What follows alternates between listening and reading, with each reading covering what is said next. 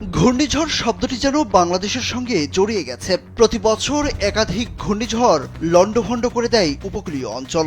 এক ঘূর্ণিঝড়ের কবল থেকে বের না হতেই হাজির হয় আরেকটি ঘূর্ণিঝড়।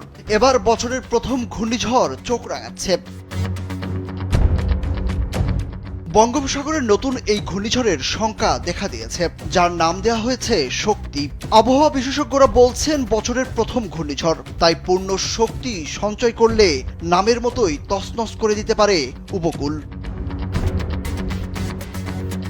আবহাওয়া অফিস তাদের পূর্বাভাসে জানিয়েছে ঘূর্ণিঝড় শক্তি 24 থেকে 26 মের মধ্যে স্থলভাগে আঘাত হানতে পারে।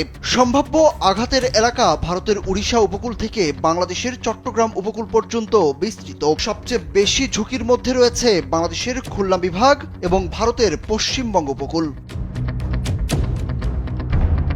মে মাসের তৃতীয় সপ্তাহে সাগরে প্রতিকূল পরিস্থিতি তৈরি হতে পারে। ওই সময়ের মধ্যে একটি ঘূর্ণিঝড় সৃষ্টি হতে পারে, এমনটা জানিয়েছেন কানাডায় বসবাসরত আবহাওয়াবিদ মোস্তফা কামাল পলাশ।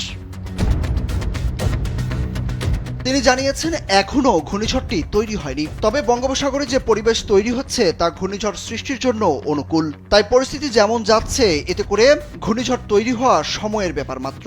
আবহাওয়াবিদ মোস্তফা কামাল পলাশ সবাইকে আগাম সতর্কতা অবলম্বনের আহ্বান জানিয়েছেন। বিশেষজ্ঞদের মত, যেহেতু ঘূর্ণিঝড় তৈরির আশঙ্কা তৈরি হয়েছে, তাই উপকূলীয় এলাকার মানুষদের এখন থেকেই সতর্ক থাকতে হবে। বিশেষ করে মাছ ধরার ট্রলার ও নৌকাগুলোকে নিরাপদ স্থানে রাখার পরামর্শ দেওয়া হয়েছে। এছাড়া ঘূর্ণিঝড় আঘাত হানার আশঙ্কায় যে কোনো সময় আশ্রয় কেন্দ্রে যাওয়ার জন্য মানসিকভাবে প্রস্তুত থাকার কথাও বলা হয়েছে।